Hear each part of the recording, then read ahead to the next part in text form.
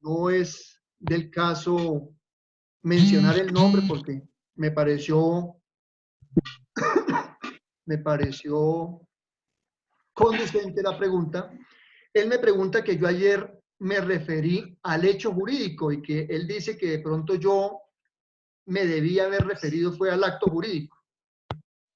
Para ese evento, pues quiero recordarles a mis estimados alumnos que hay hechos que no son jurídicos y por ende no tienen relevancia jurídica, pero hay unos hechos que sí son jurídicos. Quedamos claro y me identifico con el alumno que me envió la interrogación en que el hecho no interviene la mano del hombre, que el hecho es un hecho propio de la naturaleza. Pero efectivamente para nuestro derecho hay hechos jurídicos, es decir, hechos de la naturaleza que producen efectos jurídicos. Para esto me bastan dos ejemplos, el nacimiento o la muerte. En el nacimiento o en la muerte no interviene la mano del hombre. Sin embargo, son hechos que generan situaciones de carácter jurídico. Entonces, le hago esa aclaración al alumno y efectivamente cuando hablamos de contrato, pues decimos que es un acto jurídico. Es la decisión de dos personas que en razón a su voluntad se comprometen, se obligan la una para con la otra. Aclarada esa pregunta que me llegó por el correo WhatsApp personal, entonces doy inicio a nuestra sesión de hoy. Les pido el favor, ha sido de común conocimiento la solicitud que nos han hecho de que por favor apaguemos la imagen, porque la imagen consume los gigas que tiene la aplicación y entonces a algunas personas no les llega la voz. Me dicen inclusive aquí que me están viendo, pero no me están escuchando. Me están diciendo aquí por el chat. Por favor, apaguen la imagen y apaguen los micrófonos. Denle silenciar al micrófono y se van a dar cuenta que mejora la situación. Solo la persona que desee intervenir activa el micrófono. Yo no tengo ningún inconveniente en que me hagan la pregunta. Si no les contesto de manera inmediata, pues me dejan terminar la idea e inmediatamente les doy el uso de la palabra.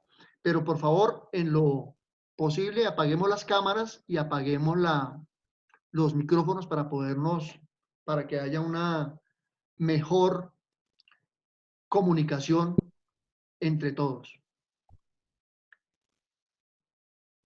Bueno, mis estimados doctores, en nuestra segunda sesión vamos a trabajar un tema fundamental para nosotros los civilistas y son los elementos esenciales del contrato. Me excusan si me distraigo, es que habilité el chat y entonces tengo que estar apagando las cámaras, mirando el chat. Por favor, apaguemos la imagen y los videos.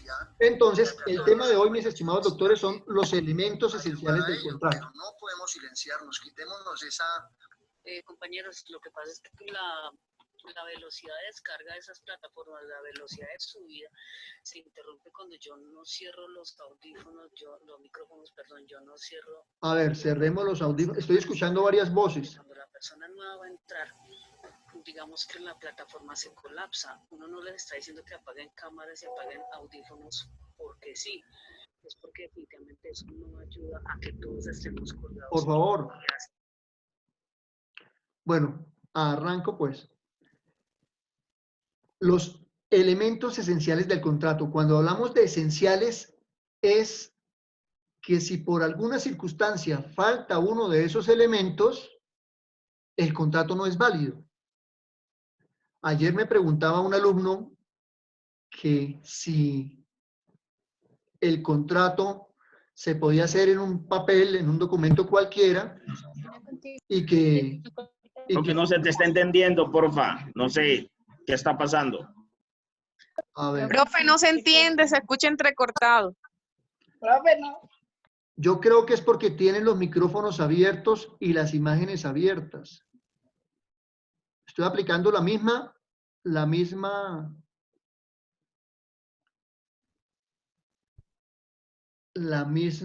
plataforma de ayer, la misma aplicación de ayer.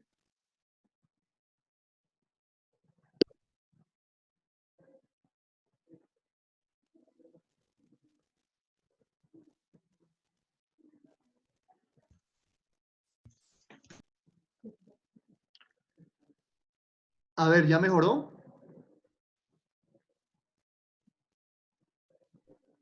No. Ya mejoró, ¿cierto?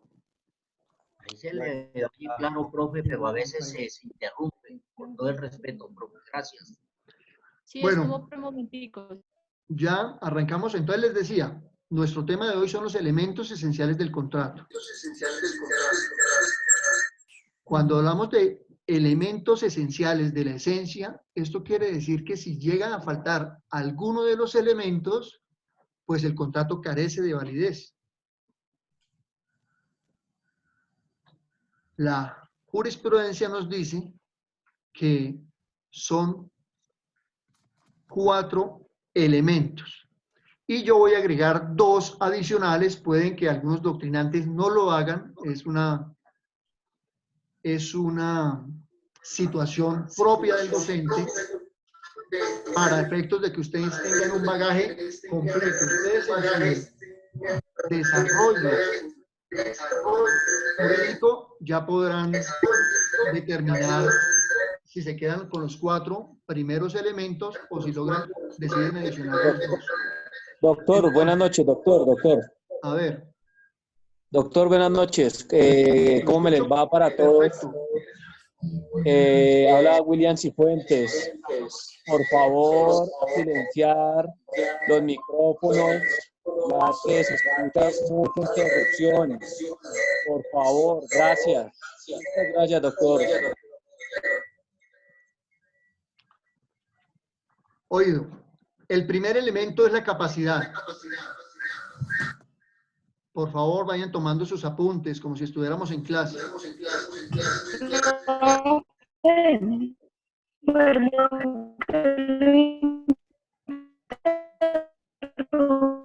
Buenas noches. Lo que sucede es que hay interferencia en el espacio que usted se está comunicando. Usted habla y se escucha su misma voz al fondo, como de la habitación donde usted se encuentra. No, estoy en el Suena como con eco. Puta mierda.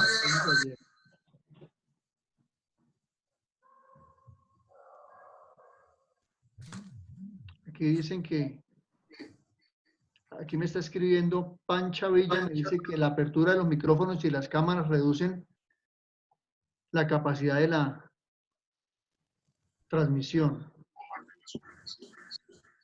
Yo escucho muchas voces aquí, o sea, quiere decir que hay personas con los micrófonos abiertos.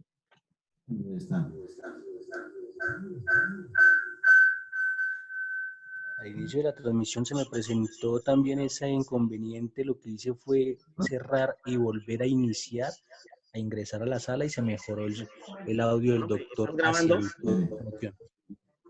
Profesor, ¿estás grabando?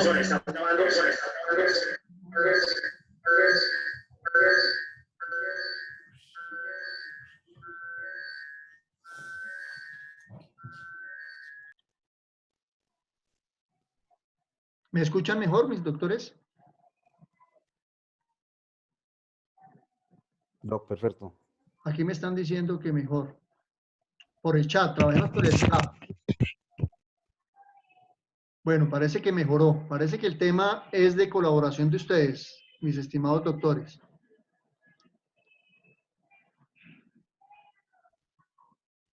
Bueno, entonces inicio, mis estimados doctores. La segunda sesión que vamos a trabajar hoy tiene que ver con los elementos esenciales del contrato. Les decía que cuando hablamos de esenciales es porque son de la esencia. Quiere decir ello que si llega a faltar alguno de estos elementos, no tiene validez el contrato. Es como si a una mesa que tiene 4 patas le faltara una pata o 2 patas, pues ya no funciona igual, ya no es mesa.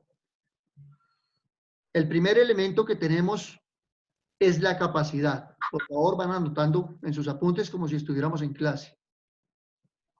El segundo elemento que tenemos, el segundo elemento esencial del contrato, es el consentimiento.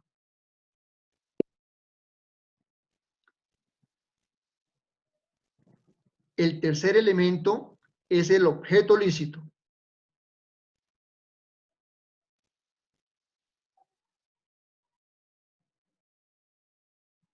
Y el cuarto elemento es la causa lícita.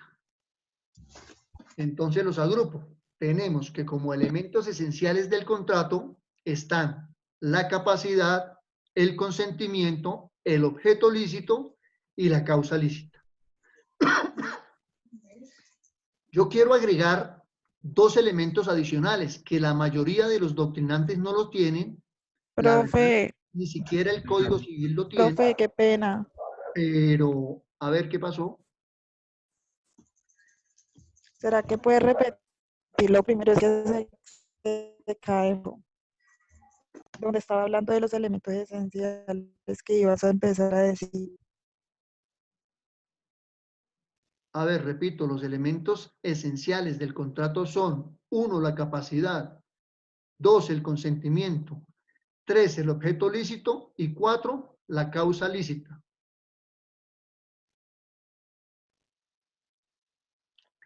Por favor, tengan en cuenta esos 4 elementos porque gran parte del módulo vamos a trabajar sobre esos 4 elementos.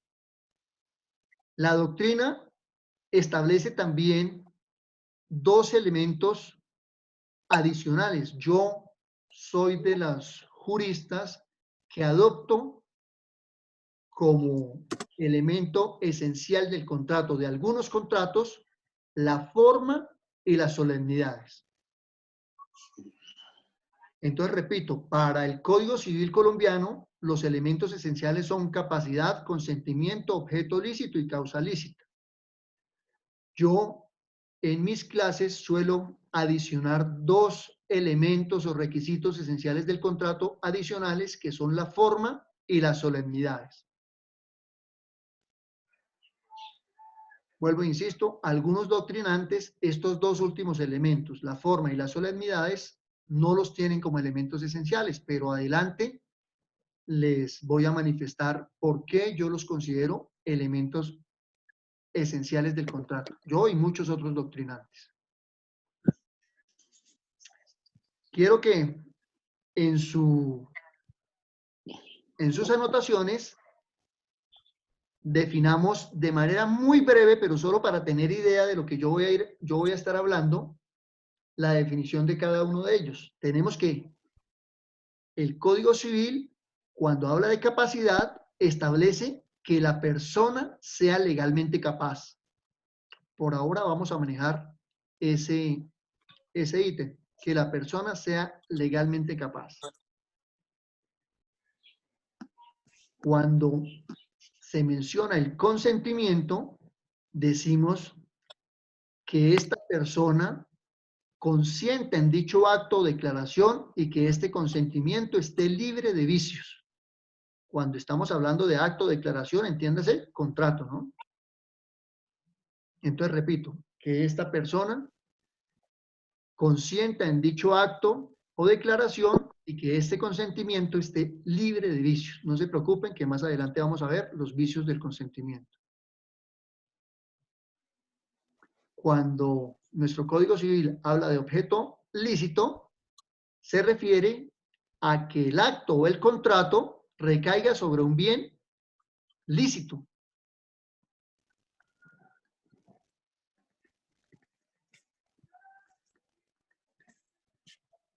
Y cuando hablamos de causa lícita, nos indica que el acto o contrato debe tener o debe contener una causa o un origen lícito. Por ahora vamos a manejar esas definiciones que son bastante elementales, pero no por el hecho de que sean elementales quiere decir que no sean ciertas, pero es simplemente para que ustedes tengan en la cabeza los elementos mínimos del trabajo. Veo que aquí hay algunos compañeros que están adelantándose, eso está bien, quiere decir que leyeron el articulado, pero pues yo voy a ir despacito porque una de las funciones del docente es equiparar a todos los alumnos. Aquí ya me están hablando del artículo 508 y eso está bien, pero por ahora... Ay,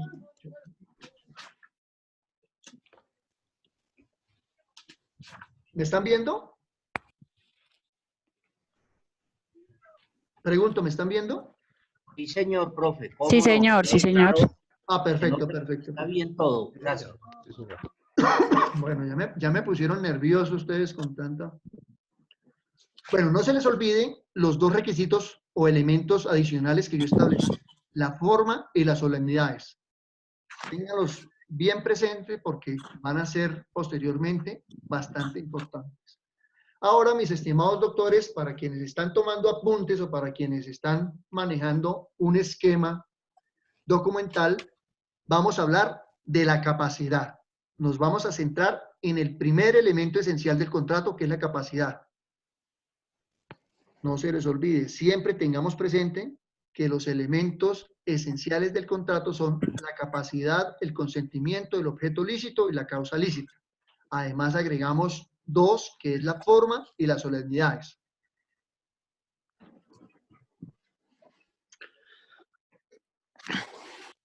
Y podemos definir la capacidad para contratar como esa capacidad jurídica que refiere a la actitud de una persona para ser titular de derechos y obligaciones. Todas las personas, cuando somos legalmente capaces, tenemos esas dos características. Eso es lo que define la capacidad. El que tenemos una actitud jurídica para ser titular de derechos y para contraer obligaciones. Eso me les debe quedar supremamente claro, mis estimados doctores. Aunque creo que ese tema lo manejaron en civil personas y simplemente yo lo estoy recordando, ¿cierto?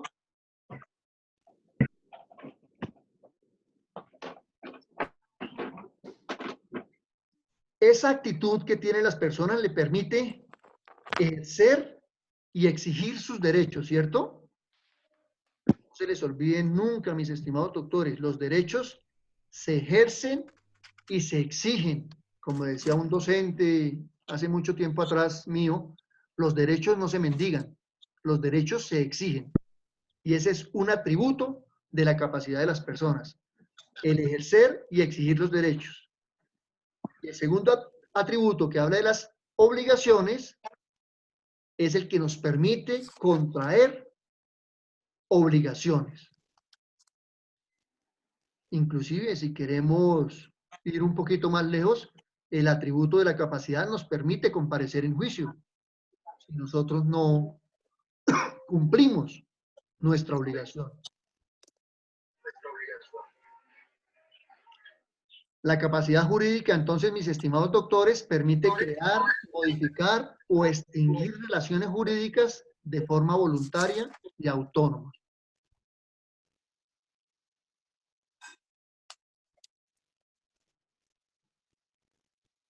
Y mire que aquí aparece un elemento importante en la capacidad, y es que nos habla de la autonomía y de la voluntariedad. Decimos entonces que los actos contractuales o los contratos, para que tengan una relevancia y una eficacia jurídica, necesariamente deben confluir la reunión de dos o más voluntades, sanas y libres de cada uno de los extremos de esa relación. Es decir, cuando hablamos de un contrato, ya lo tenemos claro, existen dos extremos, dos o más extremos. Ayer decíamos de una manera elemental que uno de esos extremos es el deudor y el otro extremo o el extremo opuesto es el acreedor. La confusión o la reunión de esas dos voluntades ha de ser necesariamente voluntaria y autónoma.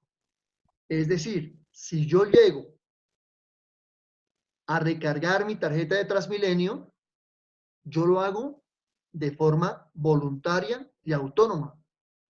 Al recargar mi tarjeta de Transmilenio, estoy suscribiendo un contrato de transporte y a su vez Transmilenio, de forma voluntaria y autónoma, me va a prestar el servicio de transporte. Yo tengo la capacidad para adquirir el ticket del valor del transporte y para transportarme, ¿cierto? Y Transmilenio es una persona jurídica que tiene la capacidad y el objeto dentro de su persona jurídica de celebrar contratos terrestres de manera particular con cada uno de los usuarios. Por eso yo ayer les decía que los contratos están íntimamente relacionados en nuestra vida cotidiana. Nos parece supremamente sencillo colocar la tarjeta de Transmilenio en el validador y que gire el torniquete y nosotros accedemos a la plataforma y podemos utilizar el transporte. Pero allá lo que hay en el fondo es una relación, un negocio jurídico que suscribimos. Yo como usuario del transporte público y la empresa, una persona jurídica que está dentro de su objeto social encargada de prestar ese servicio público. Miren que ambos acudimos de forma voluntaria y autónoma, ¿cierto? ¿Por qué? Porque tenemos esa capacidad. Y efectivamente, mis estimados doctores, para muchos de ustedes que me están escribiendo aquí por el chat, que los veo bastante inquietos y eso me gusta, efectivamente, el artículo 1503 establece una presunción de capacidad. Y dice, leo textualmente el artículo 1503, toda persona es legalmente capaz, excepto aquellas que la ley declara incapaces. Lo que quiere decir, mis estimados doctores, que la capacidad se presume. Todos somos capaces. La excepción es la incapacidad. Repito, si alguno de ustedes desea hacer una pregunta sobre el tema, con el mayor gusto, activa el micrófono y yo lo escucho. Pero la idea es, una vez haga la pregunta, vuelve y desactiva el micrófono. Eso nos establece el artículo 1503 del Código Civil. Repito, la capacidad se presume. Es decir, no se requiere demostrar. Cuando yo hago un negocio con otra persona, presumo la capacidad. La excepción, repito, es la incapacidad. Y según el artículo 1503, es la ley la que declara la incapacidad. ¿Alguien me quiere preguntar? Doctor, buenas noches. Doctor, en el sentido de los procesos de interdicción, la sentencia que sacó la Corte que ya no era necesario hacer procesos de interdicción, digamos, con las personas que el código declara incapaces. Sí, es una ley. Digamos que el término incapaces fue demandado y posteriormente surgió una ley y ya no hablamos de la incapacidad en el sentido de que una persona es incapaz, pero aquí ya el término incapaz lo estoy refiriendo es al término jurídico. Entonces, esa sentencia se refiere es a una manifestación que hacía el código sobre una persona y la tildaba de incapaz. Pero esta incapacidad de la que estoy hablando es una incapacidad jurídica, no se está refiriendo a una persona. Si la memoria no me falla, era un artículo que decía los incapaces. Y esa norma fue demandada por ser peyorativa, por generarle un agravio a un grupo de personas y efectivamente la Corte les dio la razón. Pero es cuando me refiero a un incapaz como persona. Aquí estoy hablando de la incapacidad jurídica. Entonces, para este evento no ha lugar la sentencia mencionada.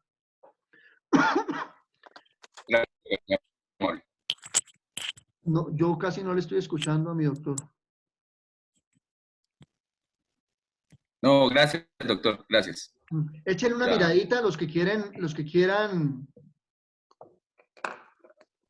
una miradita a la ley 1996, si la memoria no me falla, que tiene que ver con, cuando habla de la incapacidad absoluta, hay una modificación ahí a ese concepto. Repito, me estoy refiriendo al término incapaz como una incapacidad jurídica, no incapaz refiriéndome a una persona. Efectivamente, el artículo 1504, el que continúa, dice que son absolutamente incapaces los impúberes. Sus actos no producen ni aún obligaciones naturales y no admiten caución. Son también incapaces los menores púberes. Pero la incapacidad de estas personas no es absoluta y sus actos pueden tener valor en ciertas circunstancias y bajo ciertos respectos de determinadas leyes. Además de estas incapacidades, hay otras particulares que consisten en la prohibición que la ley ha impuesto a ciertas personas para ejecutar ciertos actos. Repito, la capacidad se presume. La incapacidad es la excepción.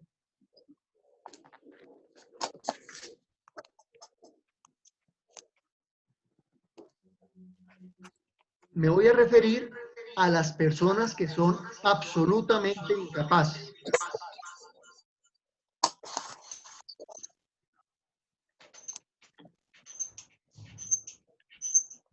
En sus apuntes para que lo vayan tomando, estamos hablando, no se les va a olvidar, mis estimados doctores, estamos hablando de la capacidad, el primer elemento esencial de los contratos, ¿cierto?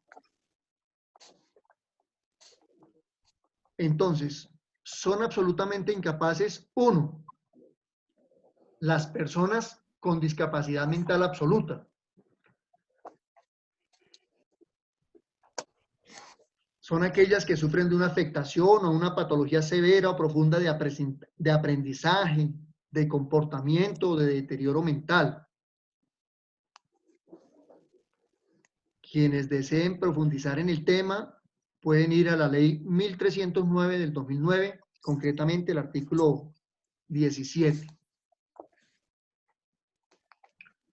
Los impúberes. Doctor, nuevamente la ley, por favor, gracias. La ley 1309 del 2009, artículo 17. Aquí me estaban preguntando por el chat que quiénes eran impúberes. Acá está la respuesta.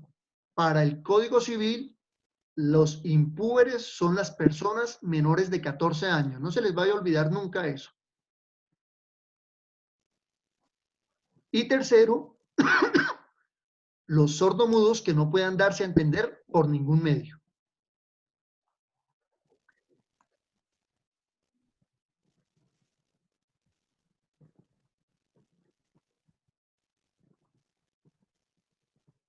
Repito, mis estimados doctores, ¿quiénes son absolutamente incapaces? Uno, las personas con una discapacidad mental absoluta. Dos, los impúberes, es decir, los menores de 14 años. Y tres, los sordomudos, que no pueden darse a entender por ningún medio. ¿Qué sucede, mis estimados doctores, cuando celebramos un contrato con una de estas personas? Pregunta, doctor. Personas, señor. Cuando usted dice que los sordomudos son incapaces, digamos que... los sordomudos que no pueden darse a entender por ningún medio. Ok. O sea, es aclaratorio. Que no puedan darse a entender. Porque si pueden escribir... No. Pueden, no sé, generar un documento la norma. escrito. Pregunta estúpida. Y yo lo dije. Tranquilos, por favor. Los sordomudos que no puedan darse a entender por ningún un poquito porque por eso estaba pidiendo aclaratorio. No, eso está bien. Usted ya es casi juez, respete un poco, compañero, por favor. No, yo les pido el favor, mis estimados doctores, que quien tenga una duda, no hay ningún inconveniente. Para eso estamos los docentes. Hagamos la abstracción de que estamos en el salón de clase. Yo sé que algunos están con babuchas y en pijama y porque estamos en una situación especial, pero pensemos en que estamos en el salón de clase. Si yo estuviera en el salón de clase, el doctor me habría levantado la mano y yo le habría dado la palabra para que me hiciera la pregunta. Eso está bien. Poco a poco nos vamos a tener que ir familiarizando con esta forma de educación. Entonces no hay ningún inconveniente. Entonces les decía, son total o absolutamente incapaces las personas con discapacidad mental absoluta, los impúberes, es decir, los menores de 14 años, y los sordomudos que no pueden darse a entender por ningún medio. Oído, por ningún medio.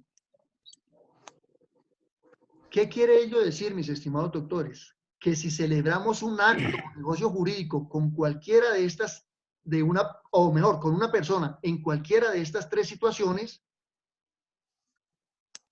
el negocio es absolutamente nulo. ¿Por qué? Porque esas personas carecen de capacidad. Estoy hablando de capacidad jurídica, de por Dios, no me vayan a malinterpretar ni me vayan a editar en mi afirmación. Hay personas, y eso lo vamos a ver en nuestra vida profesional con alguna cotidianidad, que carecen de capacidad. Repito, son las personas que se encuentran en cualquiera de esas tres situaciones que acabo de mencionar. Repito, personas con discapacidad mental absoluta, los impúberes y los sordomudos que no se pueden dar a entender por ningún medio. Todos los actos o negocios jurídicos que hagamos con esas personas que se encuentran en cualquiera de esas tres situaciones, son absolutamente nulos, carecen de validez. Vuelvo y repito, si ustedes recuerdan al inicio de la clase, cuando hablé de los elementos esenciales del contrato, les dije que si faltaba uno de ellos tan solo, no había contrato. Efectivamente, cuando hacemos un negocio jurídico con una persona en una de estas tres situaciones, el negocio se entiende como nulo. Y de eso nos habla el artículo 1740 y 1741, que a continuación voy a leerles. Dice la ley, inclusive, mis estimados doctores, que esos actos jurídicos que se celebran con personas que están en cualquiera de esas tres situaciones ni siquiera producen obligaciones naturales. Y de obligaciones naturales, ya eso ustedes lo saben, lo manejaron en su módulo de obligaciones. Ya vamos a mirar que en alguna de esas situaciones es posible el saneamiento de ese artículo. ¿Qué dice el artículo 1740?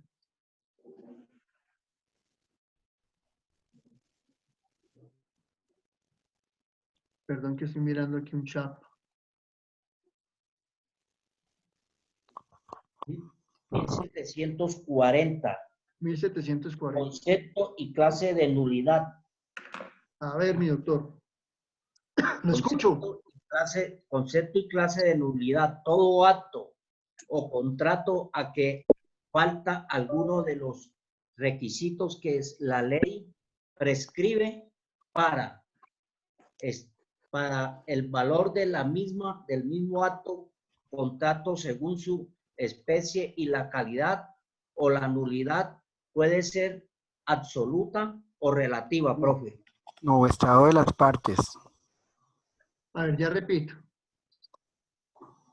Aquí me pregunta Esperanza. Sí, que no las partes, correcto, sí, corrijo. Ya, Sí, tranquilo, no hay problema.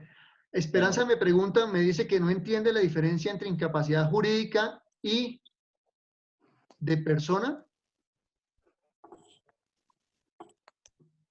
A ver, estamos hablando de los elementos esenciales del contrato.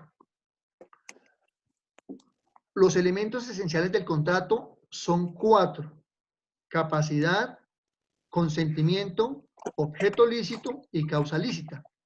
La doctrina, y este docente en particular, amplía esos elementos esenciales a 2 más, que son la forma y las solemnidades.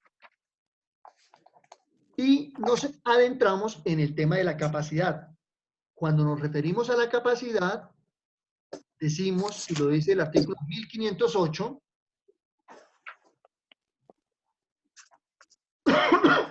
perdón, el 1503, que toda persona es legalmente capaz. Entonces, estamos hablando de la capacidad de las personas, mi estimada doctora. Y cuando hablamos de la capacidad, estamos haciendo una ficción jurídica. Estamos en una clase y en un módulo de derecho. Es decir, que todo lo que estamos hablando es jurídico. No estoy diciendo, y por eso hubo una persona, no recuerdo quién ahorita, que me dijo del pronunciamiento de la Corte cuando se refirió y declaró inexequible un artículo que hablaba de los incapaces, refiriéndose a las personas.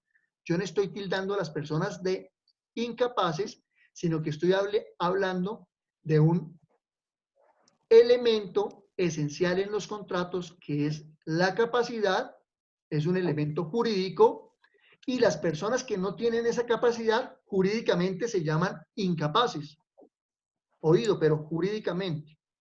Entonces, los actos o negocios jurídicos que se hacen con esas personas que se encuentran en las tres situaciones que acabé de mencionar son nulos. No estoy haciendo, porque creo entender que la doctora asimila incapacidad jurídica a la incapacidad de la persona. No, yo me estoy refiriendo a la capacidad jurídica. Continúo. Entonces, dijimos que esos actos o negocios jurídicos que se hacen con esas personas que son absolutamente incapaces son absolutamente nulos. Es decir, que ni siquiera producen obligaciones naturales.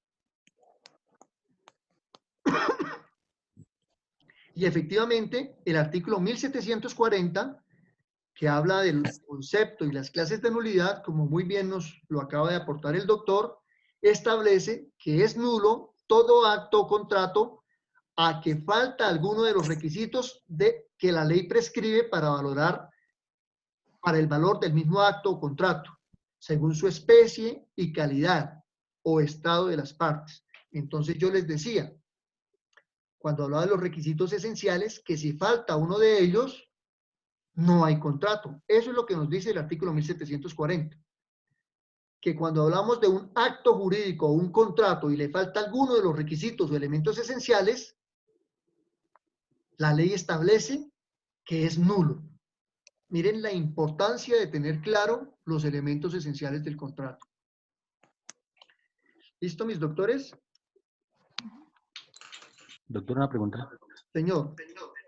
Si un impuber que por cualquier motivo o circunstancia se le asignara legalmente un tutor para la administración de sus bienes, celebrara un contrato mucho mayor al cumplimiento de su mayoría de edad, él puede prácticamente anular este contrato cuando cumpla los 18 años o debe esperar la terminación del contrato con normalidad. No, mire, cuando se representa a una persona, se entiende que el representado se obliga a las decisiones de su representante. Eso genera un fenómeno jurídico que se llama seguridad jurídica.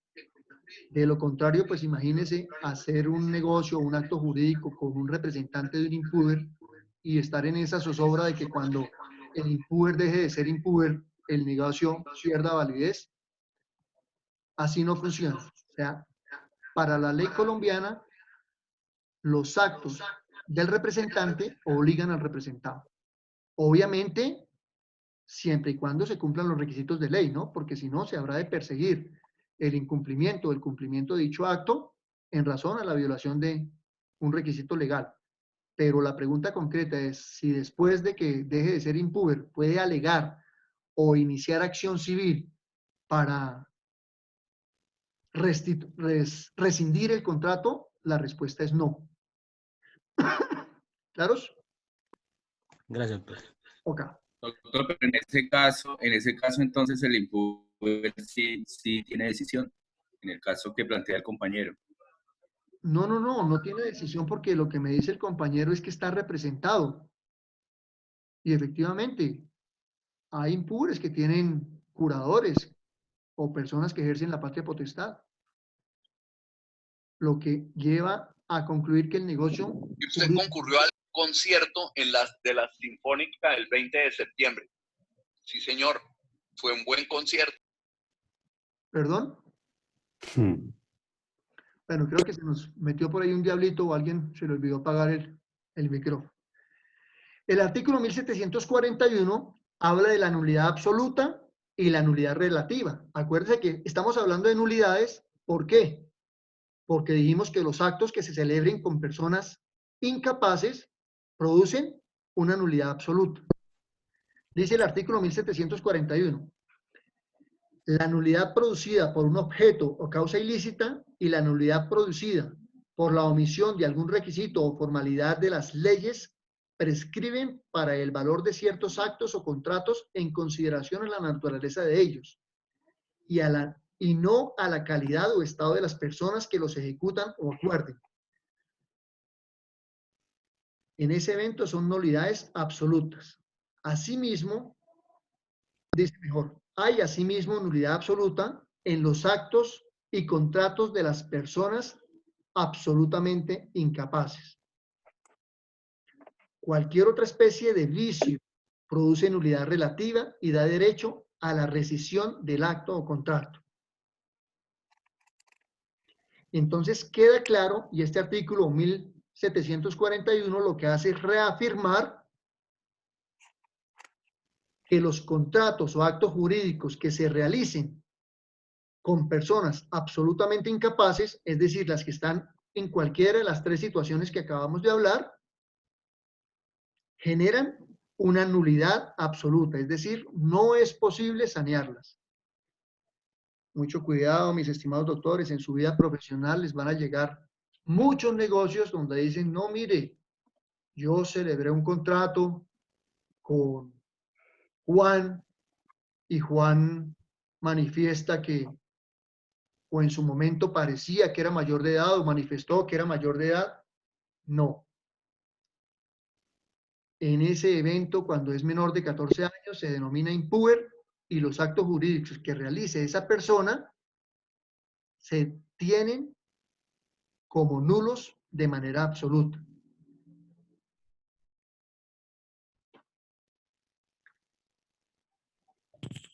Hablamos de quienes son absolutamente incapaces. Ahora vamos a hablar de quienes son relativamente incapaces.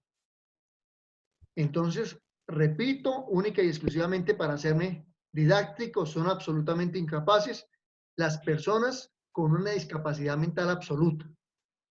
Segundo, los impúberes, que para nuestro Código Civil son las personas menores de 14 años. Y tercero, los sordomudos que no pueden darse a entender por ningún medio.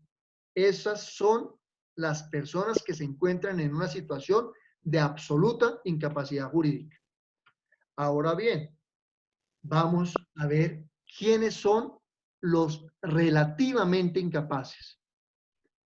Para nuestro Código Civil, son relativamente incapaces los que el Código Civil denomina los menores adultos. Es decir, las personas que se encuentran entre 14 y 18 años. Esos son los menores adultos. Y segundo, los disipadores que se hallen en situación jurídica de interdicción. Creo que no hay ninguna duda cuando hablamos. ¿Cómo dijo el segundo? Los disipadores que se hallen, repito, segundo, los disipadores que se hallen bajo interdicción, bajo situación jurídica de interdicción. Creería yo, mis estimados doctores, que no hay ningún tipo de duda entre quiénes son menores adultos, ¿no? Doctor, una pregunta. Doctor. A ver, lo escucho. Gracias, Rodrigo Marín, muy amable, doctor. Es que ahí en ese punto donde usted dice disipadores que se hallen bajo interdicción, sabemos que la interdicción quedó abolida, ahora puede tener un apoyo judicial. ¿Se aplica ahí? Sí, señor, sí. Ok. Ya voy a explicar el tema. Ah, listo. ¿Listo? Les decía, creo que para ninguno de ustedes hay ningún inconveniente en hablar de menores adultos, ¿cierto? Que son las personas que se encuentran entre 14 y 18 años. Y dice el Código Civil, los disipadores que se hallen bajo interdicción. Hoy hay una norma, como bien lo establece el doctor, donde se elimina el término interdictor y se habla más bien de una capacidad relativa, personas que se hallan en situación jurídica de capacidad relativa. Prefiero utilizar el término interdicción. Ustedes en sus apuntes, por favor, escriban interdicción igual personas que se hallan en situación de capacidad relativa. Y me permito explicar el fenómeno de la interdicción o de las personas que se hallan en situación de capacidad relativa. Y son personas que por alguna situación, algunos sociólogos y psicólogos hablan de patologías, presentan un comportamiento compulsivo, son derrochadoras, malgastan su patrimonio.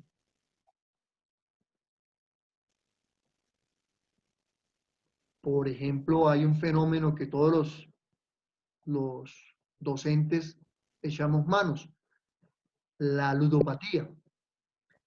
¿Quién de ustedes, o no, no porque si no se nos abren los micrófonos y se nos presentan problemas? La ludopatía es esa persona que presenta una condición de carácter compulsivo que la obliga a estar jugando. Acude mucho a los casinos, a las apuestas.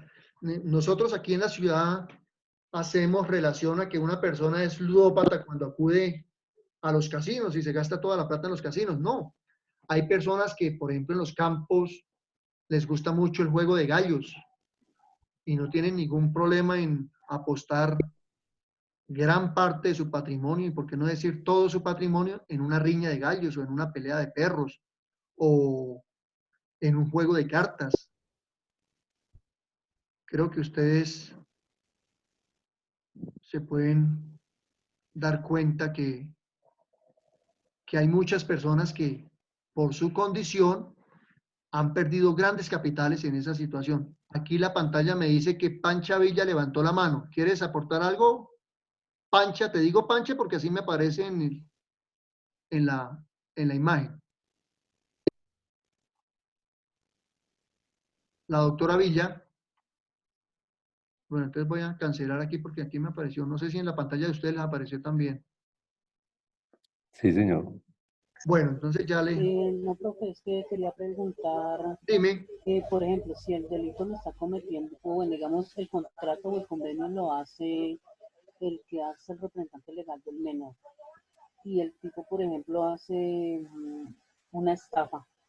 En este caso, ¿quién es el que responde patrimonialmente y legalmente?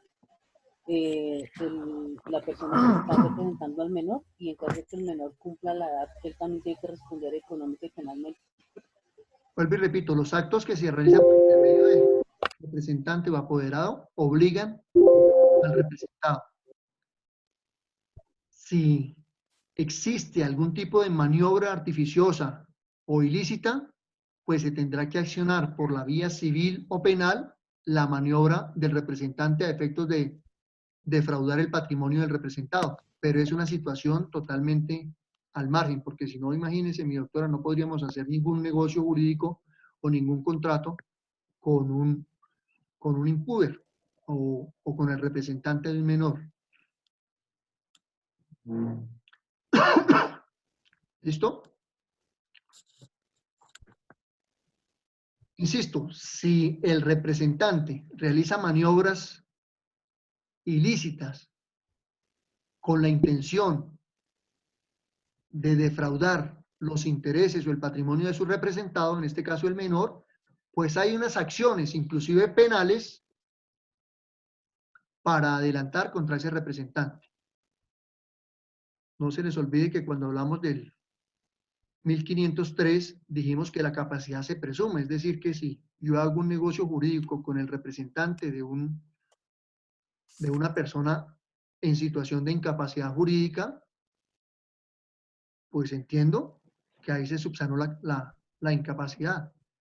Ya si se generan situaciones al interior de ese mandato o de esa curaduría, pues se tendrán que perseguir por la vía civil o penal, dependiendo del caso. Entonces queda claro el término disipador en el entendido de que son personas que se hallan en situación de incapacidad relativa, por no decir interdicción, que ahora ya está proscrita.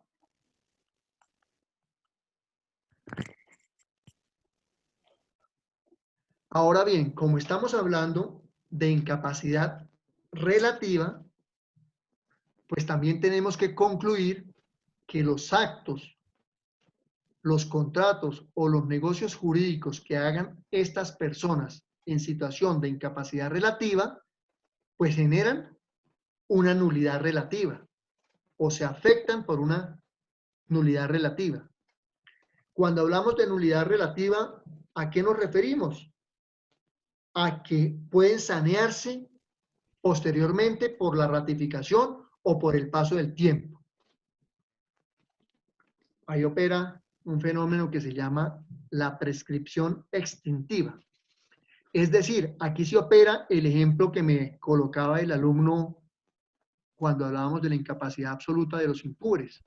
Aquí, cuando hacemos un acto o negocio jurídico con un adulto, con un menor adulto, perdón, y con el paso del tiempo, digamos que hicimos el negocio con una persona que tenía 17 años y 8 meses,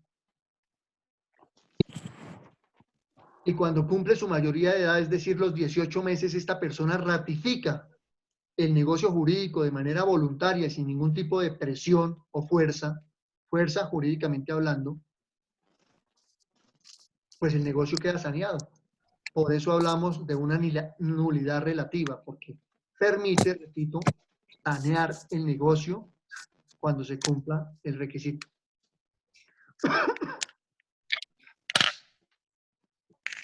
Diego Barragán me pregunta aquí por el chat que cuál es el nombre del fenómeno. ¿A qué fenómeno se refiere, Diego?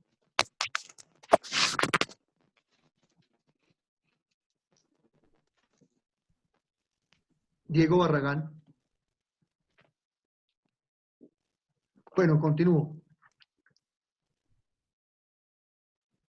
El artículo 1743 nos habla de la nulidad relativa. Y dice que la nulidad relativa no puede ser declarada por el juez o prefecto, sino a pedimento de parte. Ni puede pedirse su declaración por el Ministerio Público en el solo interés de la ley. Ni puede alegarse sino por aquellos en cuyo beneficio la han establecido las leyes o por sus herederos o cesionarios. Y puede sanearse por el lapso de tiempo o por la ratificación de las partes. Tal vez ese es el fenómeno que yo le hablaba, que se llama prescripción extintiva. Extintiva.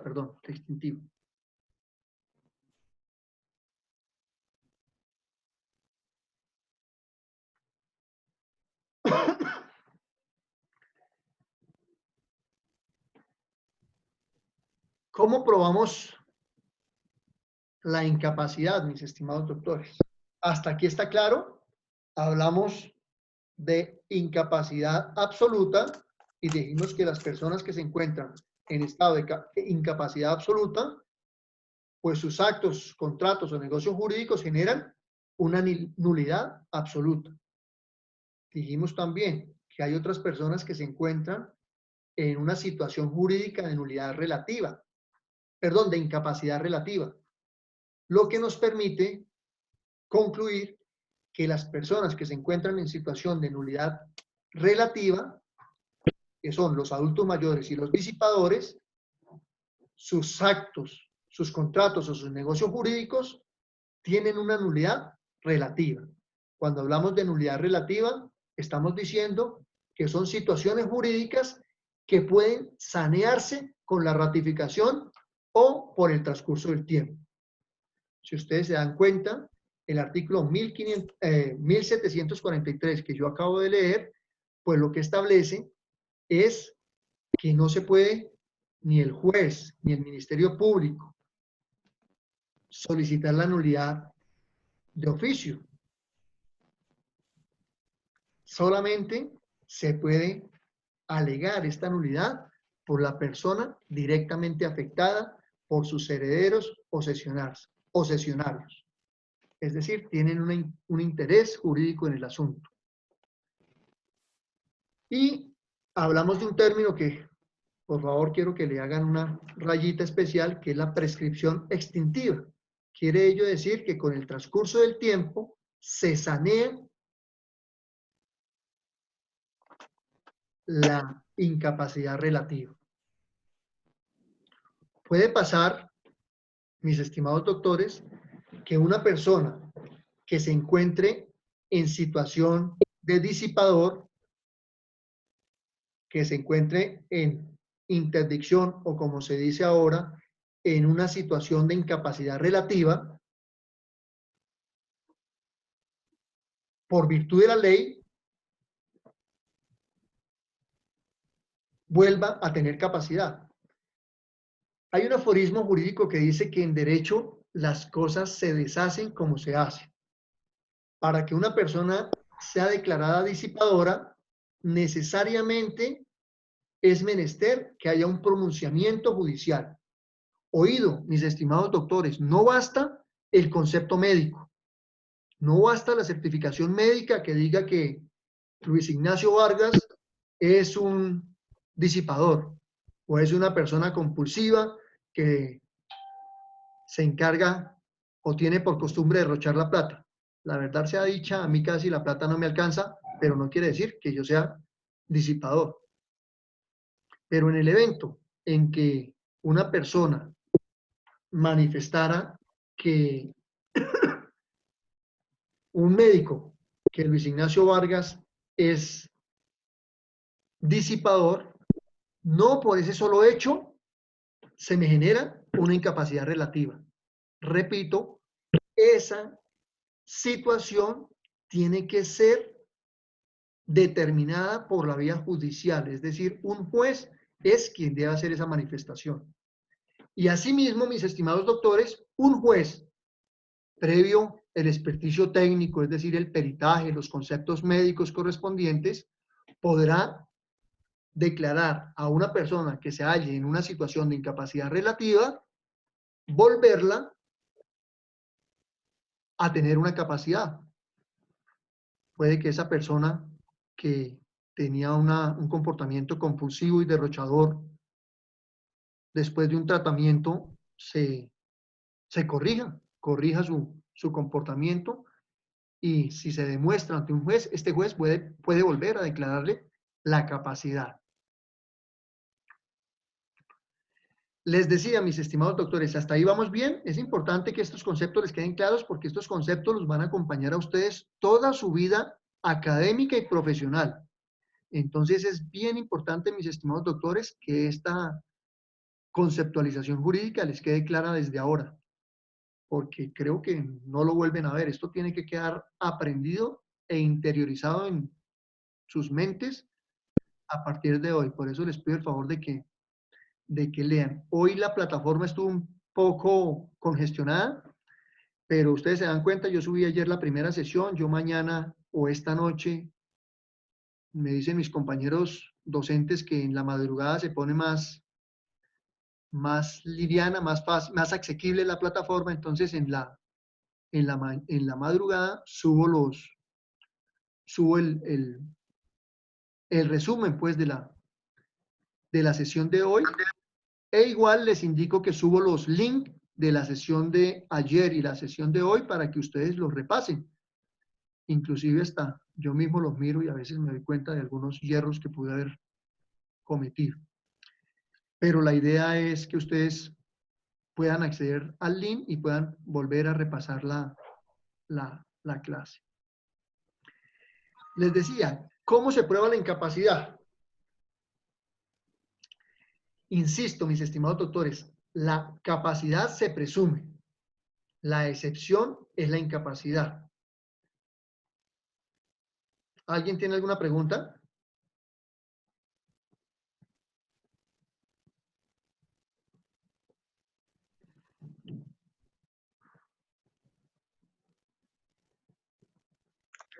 Profesor, buenas noches. ¿Usted iba a dar la definición de cómo se prueba la incapacidad? Sí, ya voy a darla, sino que quería ver si el tema va quedando entendido. Ok, profe. Gracias. ¿Alguien tiene alguna pregunta?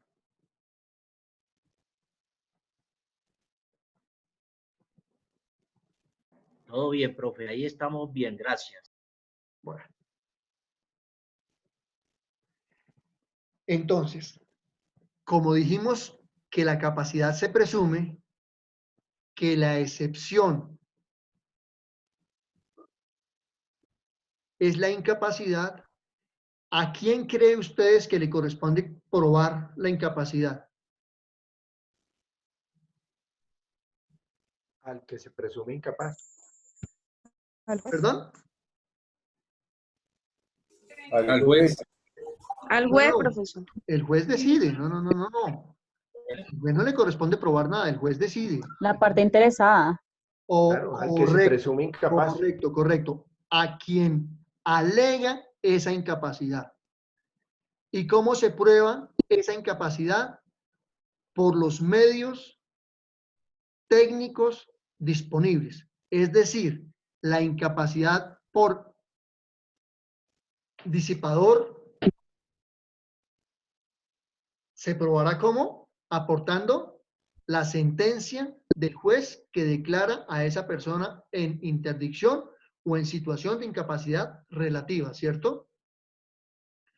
¿Cómo se prueba la incapacidad relativa en un menor adulto? Con el registro civil de nacimiento que indica que se encuentra entre los 14 y los 18 años. Y para el evento de las incapacidades absolutas, pues debemos probar las personas que se encuentran con discapacidad mental absoluta, pues el correspondiente experticio técnico correspondiente, bien sea por medicina legal o por una autoridad en la materia. Los impúberes, es decir, los menores de 14 años, con el correspondiente registro civil, donde se indique que para la fecha del acto, de la realización del acto o negocio jurídico, era menor de 14 años, y el dictamen pericial correspondiente que establezca que la persona es sordomuda y que no puede darse a entender por ningún medio.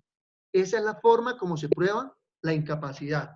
Pero lo que me interesa que les quede claro, mis estimados doctores, es que la capacidad se presume. Y la excepción es la incapacidad.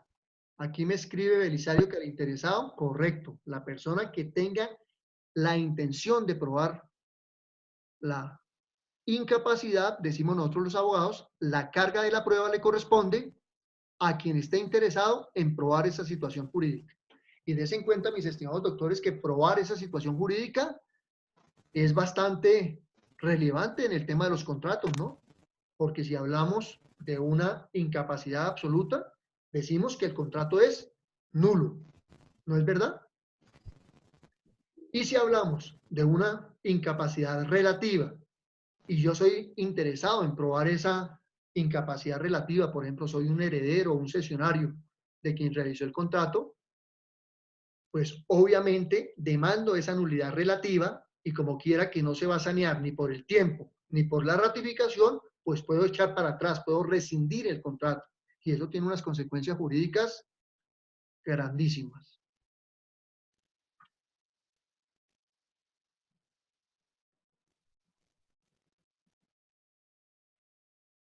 Ya leímos el artículo 1743, ¿no es cierto? Ahora, mis estimados doctores, es importante volver al concepto de capacidad. Y el concepto de capacidad establece dos clases de capacidad: la capacidad de goce y la capacidad de ejercicio.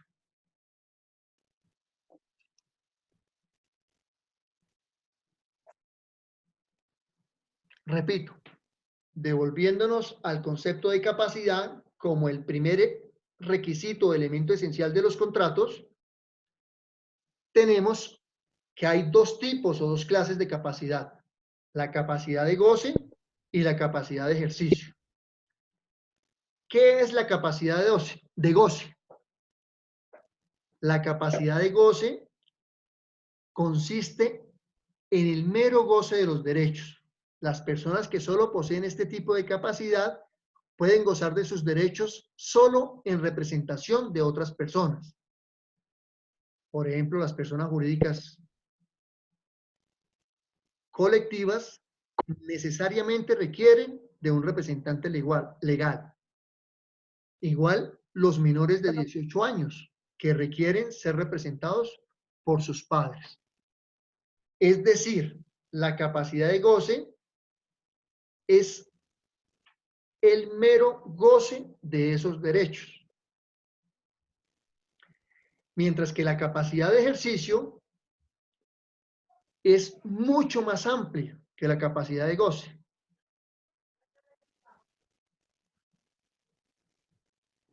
Permite o genera un atributo frente al patrimonio.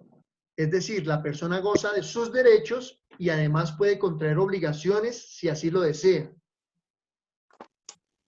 Cuando hablamos de capacidad de ejercicio, pues necesariamente debemos concluir que quien tiene capacidad de ejercicio no necesita ser representado por ninguna persona. Préstame otro color, mami, cualquier color. A ver, pásele el color a la niña y sellemos el micrófono, por favor. Me coloco un ejemplo para establecer la diferencia entre capacidad de goce y capacidad de ejercicio. Pensemos en un menor de 18 años, al cual le fue heredado un inmueble, una finca.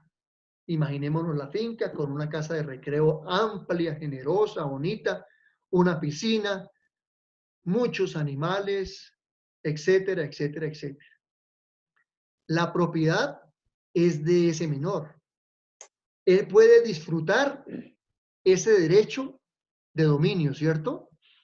Puede ir las veces que quiera a su finca, puede disfrutar del inmueble, puede disfrutar de la piscina, puede disfrutar de los animalitos que tiene. ¿Por qué? Porque le asiste ese derecho, él tiene esa capacidad. Pero no puede enajenar el bien, ni puede comprometer el bien en hipoteca. ¿Por qué? Porque no tiene la capacidad plena, solo tiene la capacidad de goce. Para poder enajenar el bien, para poder comprometer el bien en una situación, por ejemplo, colocándole en garantía real, es decir, en hipoteca, pues necesariamente tendría que acudir a un representante, que las más de las veces son sus padres. Mientras que en la capacidad de ejercicio, pensemos que ese menor ya no es menor, sino que es una persona mayor de edad, es decir, que puede disfrutar de su finca, de su casa de recreo, de su piscina, de sus animales, pero además de que los puede disfrutar, los puede comprometer, es decir, dispone del dominio de esos bienes. Los puede vender, puede adquirir obligaciones colocando como garantía ese inmueble o esos bienes muebles, me refiero a los animales.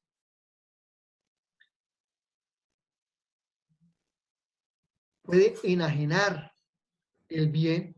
¿Por qué? Porque tiene la capacidad de ejercicio. Es decir, tiene la capacidad completa. ¿Alguna pregunta sobre este último tema? Sí, profe, qué pena. Profe, lo que pasa es que me quedé en el concepto de capacidad de ejercicio, quedé en permite un atributo. Qué pena, doctor. O sea, le genera atributos sobre el patrimonio, puede disponer del patrimonio. La persona goza de sus derechos y a su vez puede contraer obligaciones si así lo desea. La capacidad de ejercicio es tan amplia que no requiere representación, no requiere ser representado por otra persona. La persona que tiene capacidad de ejercicio no requiere ser representado. Entonces, para que les quede claro, mis estimados doctores, esto no lo van a encontrar en ningún libro, es simplemente una inferencia de lo que estoy hablando. Todos tenemos capacidad de goce, salvo que nos encontremos en la situación de incapacidad absoluta o relativa que hablamos atrás. Pero en el concepto general, y es decir, que la capacidad se presume, es decir, que todos somos capaces, tenemos dos tipos de capacidad, la capacidad de goce y la capacidad de ejercicio. Entonces, todas las personas que somos jurídicamente capaces, tenemos capacidad de goce. Y todas las personas tienen capacidad de ejercicio. Insisto, no todas las personas tienen capacidad de goce. Perdón, corrijo, me equivoqué. Todas las personas tenemos capacidad de goce, todas. Pero no todas las personas tenemos capacidad de ejercicio. ¿Les queda claro, mis estimados doctores? Sí, señor. Sí, señor. Sí, señor, correcto. Bueno, mis estimados doctores. Profe, ¿cuáles son las personas que gozan ese ejercicio, que tienen derecho al ejercicio? Toda persona mayor de 18 años para arriba, toda persona mayor. Los menores son los que no tienen esa capacidad. A ver, repito, tranquilo. La capacidad de goce la tienen las personas que ejercen sus derechos, pero que para comprometer sus derechos o para obligarse requieren de un representante legal. Ahí tenemos las personas jurídicas o los menores de 18 años. Mientras que las personas que tienen capacidad de ejercicio son aquellas que no requieren representación alguna. Es decir, pueden ejercer su derecho de goce y a su vez pueden desarrollar y comprometerse de manera voluntaria y autónoma.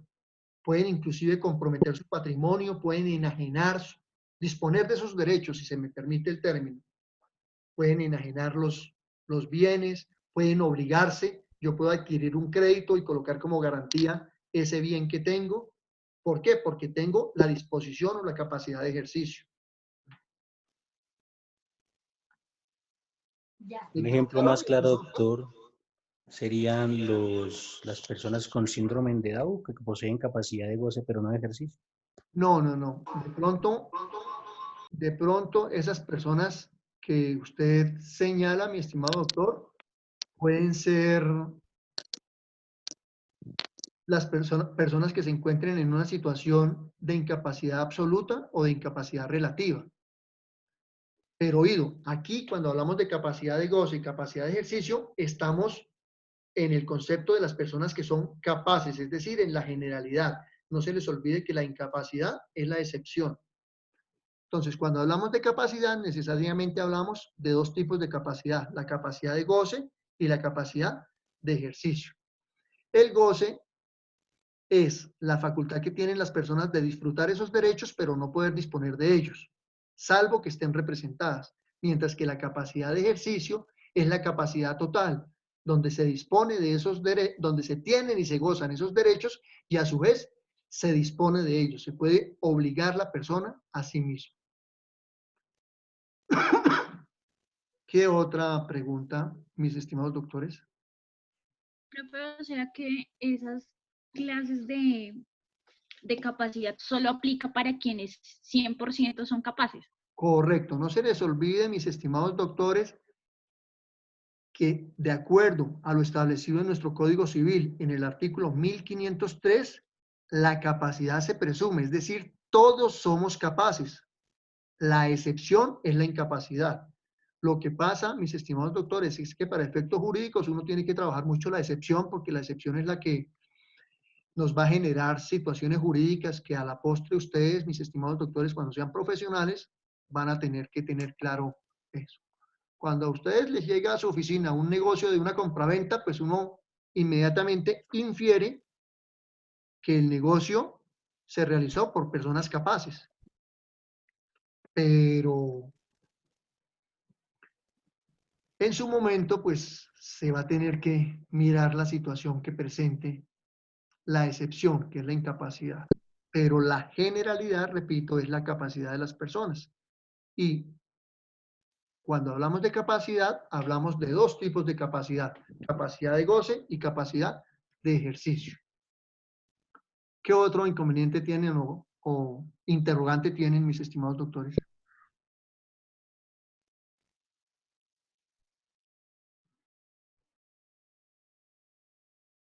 ¿Alguien más? ¿Y cuándo mayores de edad? No, aquí me están hablando de usufructo, aquí me está preguntando Belisario, en una vivienda de tipo familiar para venderla, los menores pueden permitir a sus padres como representación para vender el inmueble y cuando mayores de edad exigir a sus padres parte del usufructo de esa venta. Oído, cuando se es representante de un menor, en este caso, no quiere decir que el representante se apropie de los bienes o de los derechos del representado. No, simplemente es la figura jurídica que le permite a esa persona que no tiene capacidad de goce, de ejercicio, perdón, realizar un negocio o acto jurídico. Pero los frutos y la contraprestación de ese negocio o acto jurídico es de propiedad del poderdante, del representado. No quiere decir que el representante se apropie.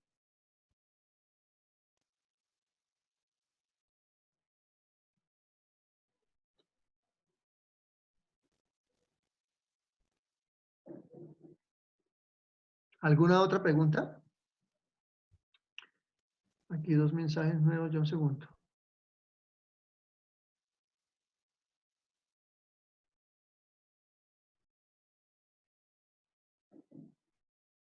Carlos, sobre los impúberes que pueden contratar, el Código del Menor habla. ¿El Código del Menor había cambiado la edad? Yo me estoy refiriendo a la situación civil, al concepto de Código Civil, y estoy transcribiendo los artículos del Código Civil.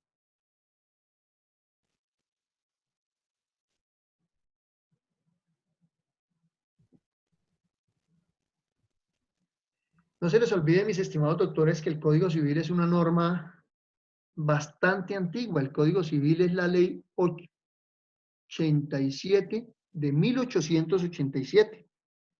Es decir, tiene cerca de 133 años, si la memoria no me falla.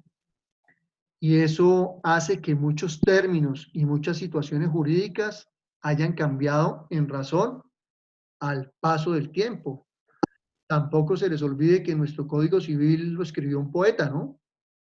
Entonces hay unos términos que son bastante coloquiales, bastante curiosos y que han requerido la manifestación de la Corte Constitucional. Por ejemplo, cuando el doctor, no sé quién intervino hoy en la clase, que manifestaba que el concepto de incapaces, pero es referido a una persona. Mis estimados doctores, si no hay ningún inconveniente, ya aquí me está saliendo el letrerito de que se finalizó la sesión, pero esta aplicación está siendo supremamente generosa con nosotros porque, mire, llevamos 1 hora y 28 minutos y hemos tenido, gracias a Dios, un muy buen contacto. Quiero agradecerles la colaboración de ustedes. La pantalla me manifiesta aquí que tengo 70 personas. Voy a tomar una fotografía aquí para la evidencia del grupo que tengo que enviar a la universidad.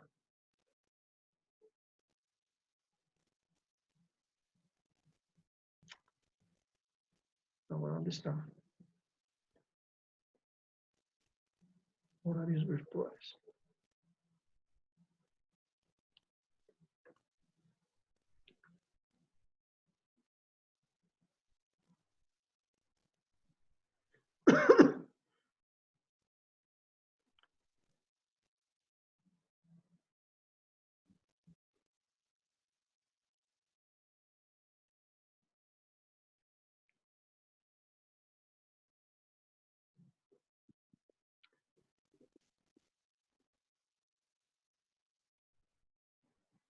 Bueno, mis estimados doctores, cuando estaba iniciando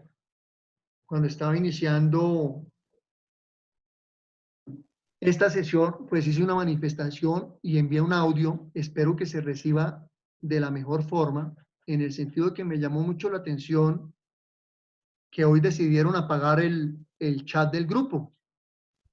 Yo no estoy de acuerdo, mis estimados doctores, porque mire que este fue un medio de comunicación que para algunos ayer trajo contratiempos, pero para otros, incluyendo a este servidor, pues nos facilitó mucho el conocer la situación que se presentaba con el grupo para tomar los correctivos. Mire que la universidad nos dijo que trabajáramos por la aplicación ANGOP y a mí y a muchos docentes no nos dio resultado gracias a una sugerencia de uno de ustedes, mis estimados alumnos. Yo exploré la aplicación Zoom y mire que esta aplicación nos dio muy buen resultado. Quiere decir que este fue un trabajo mancomunado entre ustedes y el docente.